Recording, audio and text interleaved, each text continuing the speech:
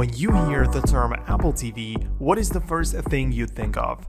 It could be the app on your iPhone that you didn't install, but for some reason it is still there on your home screen.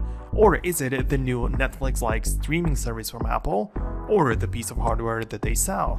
An app on your Samsung TV? Yeah, it's all those things.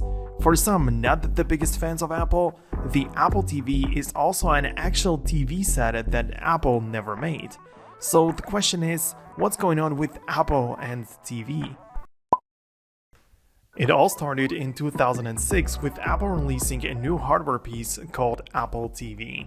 They wanted to name it iTV, but they couldn't do it for the same reason why they could not name the Apple Watch an iWatch, namely legal battles.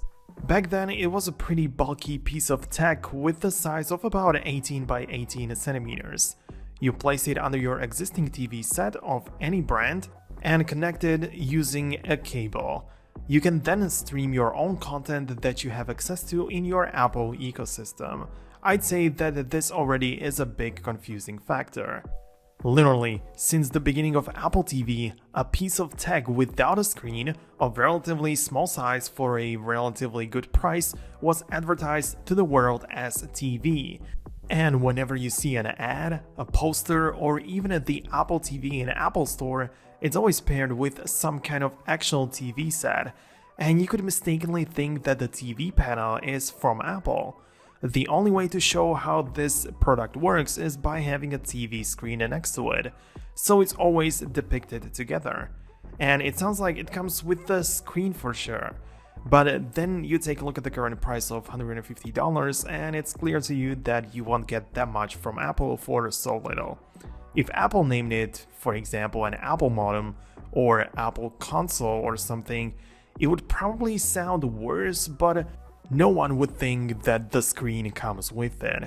Then Apple kept on upgrading the Apple TV, continuing with the confusion, and they only focused on the small box you put under your real TV. So here's a speedrun of all the upgrades. In 2006, the already mentioned big bulky box was released for about $300. In 2010, a new smaller design, 75% smaller in fact, for just $99. This second gen sold much better.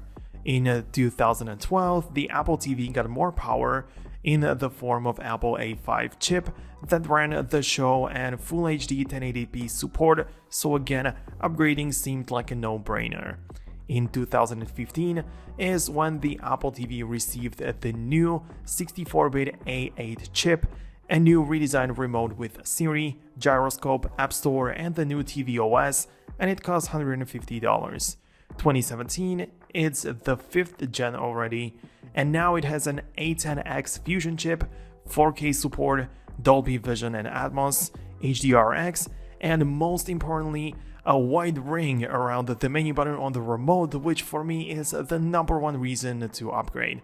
And lastly, in 2021, the Apple TV got another remote, which received the best reviews.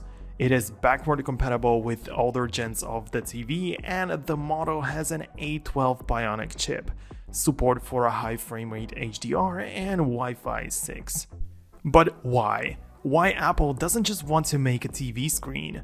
It could have the Apple TV as we know it now already integrated inside the frame, and we can imagine that it would sell well, right? Well, there are a few potential problems here. Exactly 4 in my opinion.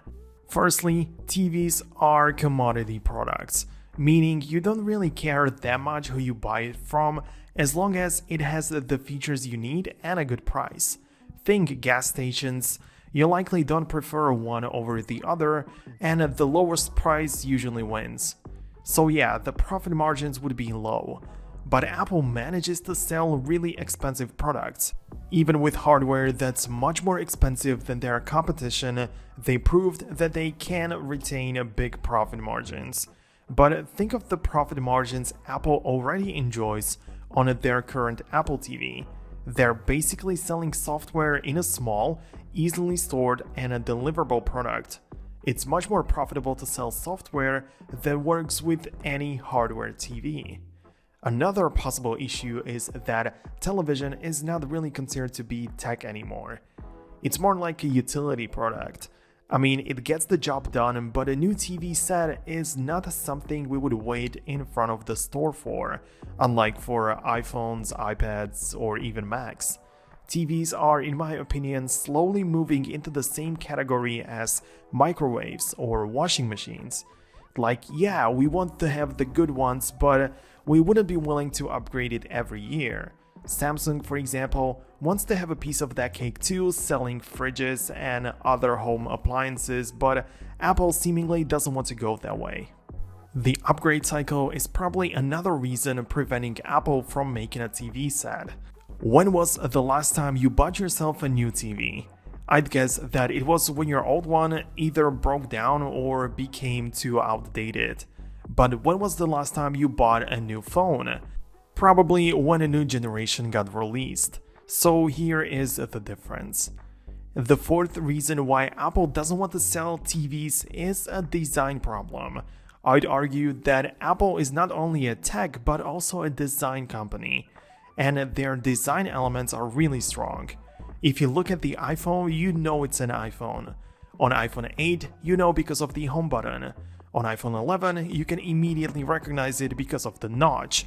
The 14 Pro has a dynamic island. You understand that this product is from Apple even from far away.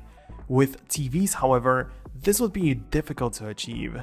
There are small bezels, and it's mostly just a piece of black glass hanging on your wall. Yes, you could differentiate yourself with the software, but that's what they already do, right?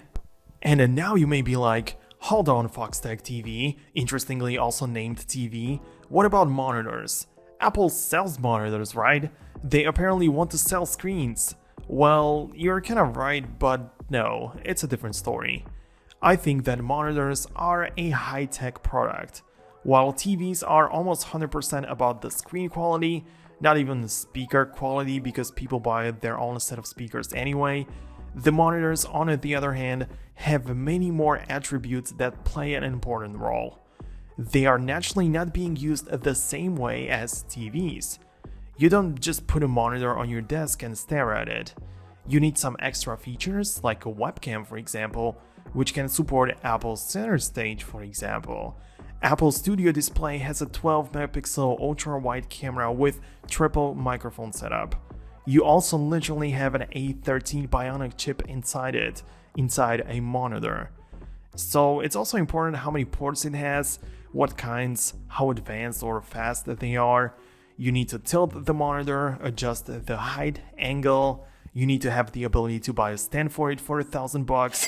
I mean, no, but seriously. For professionals out there, Apple's displays are a big deal. On a TV, you might not care that much whether it's a 4K or 5K panel, but for a video editor, this may be a deal breaker because they need to see the detail. Color accuracy is really important too. Plus, when Apple upgrades the camera, for example, puts a new chip inside it, packs some new features in, they can convince a lot of people to upgrade. And I'd say that up until this point, it would all still be relatively fine with the naming. But with the release of iOS 10, the previously known Videos app on our iPhones turned into a TV app. In the settings, we got the new option called TV Provider, which should allow you to stream television right to your phone and to log in to the provider right through the iPhone. And then in 2019, the iOS 13 changed the TV app to Apple TV. It had the same logo as the physical product, the real Apple TV. So the confusion grew even bigger. To be fair, it's still called just TV, but the logo is there. Inside the app, you could rent or buy movies, for example, or bring in your own home videos. Not only on iPhones or iPads, but even the Apple TV product has an Apple TV app on it. And Apple didn't stop there. The application wasn't present only on Apple devices.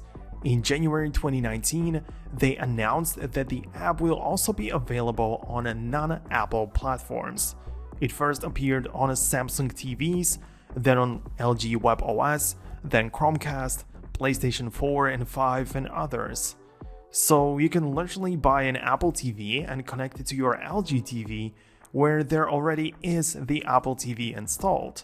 It's confusing because it's all named the same way.